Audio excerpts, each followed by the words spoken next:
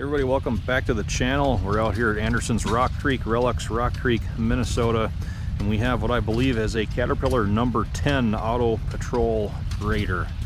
We'll just check the number on here. Auto Patrol number 7E182.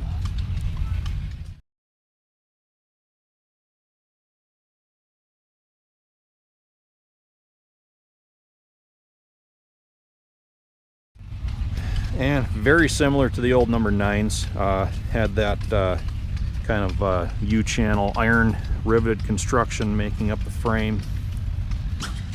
This one has actually a pretty solid looking moldboard on it and a decent cutting edge yet.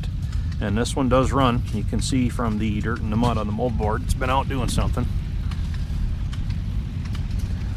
Same type of jack screws to manipulate the blade and the circle, just like the No. 9.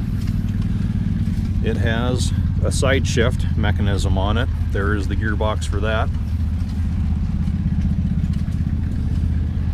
Steering shaft comes down from the cab. There is the steering gear, again very similar to a No. 9. One main difference on these 10s that the No. 9s did not have, we have a spring-loaded circle frame right here. So basically the No. 9s did not have this dampening spring in here to cushion, you know, rearward shock loads on the blade. They were pretty much just pinned solid, so that is a significant upgrade right there if you're doing any kind of heavy cutting or hard grading. I believe these were brackets for like some flags or some standards. I may be wrong, but they're on there yet. As is typical with these, the power control box outlets leak quite a bit, but probably old leather lipped seals in there.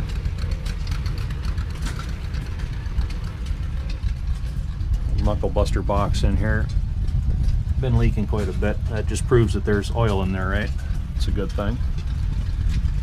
One thing about these No. 10s, they had a lot narrower seat in here than a No. 9 did. They had some storage here on this side. I believe the battery would go over there. There's a lid. Some of the old horsehair from the original cushion on the seat back. It's got the all the hardware with the tilt-out back window yet. Again, hardware with the tilt-out front glass. Most of the doors are gone though. These 10s also had this this raised channel in the middle where the live power shaft would come from the engine to feed the knuckle buster box, whereas the No. 9s just had a flat floor. All that was underneath. Otherwise, single rear drive, just like a 9. Fuel tank behind the cab. And you have a remote oil filter on this one. This was back in the day where Cat did not put a lot of oil filters on their engines, at least not built into them. So that's what that is, element inside there. 4-cylinder gasoline engine. This one's got a Fairbanks Morse mag. It would have had an Eisman originally. A little different from the No. 9. This has cylinder blocks cast in pairs, whereas the No. 9, each cylinder was its own jug. Slightly larger engine. Grab handles on the sides of the radiator. All these old graders had them. And this one does not have the wavy Caterpillar script. That has more just the standard block. Same arced back rear bumper, and their hitch is broken off. Pretty common. Same toolbox below the radiator, just like a No. 9 had.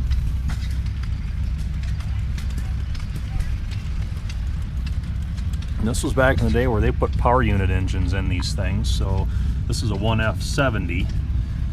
Basically, in this during this time period, all the engines had different serial numbers than the chassis did. That is a normal thing.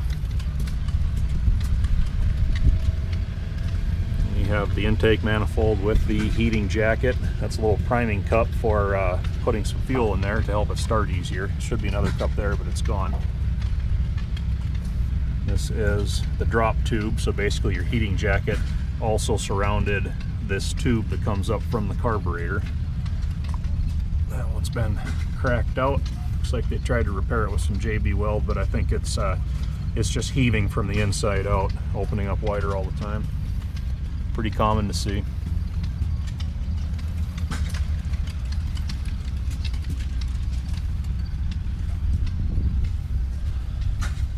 Take a look at this side. Another thing that the number 9s did not have that these 10s do is kind of this gauge pod right here. Of course, it's heavy cast like everything else. That should be your throttle. Shifter, of course. Heat control lever. You have heat on and heat off over there. Used to be a dash light, oil pressure gauge, amp meter, Eisman ignition switch in it yet, missing the key. Kind of an aftermarket upgrade here. We have a, let's see, Tropic Air heater, cab heater unit. Nice looking little deal, kind of a must in this climate.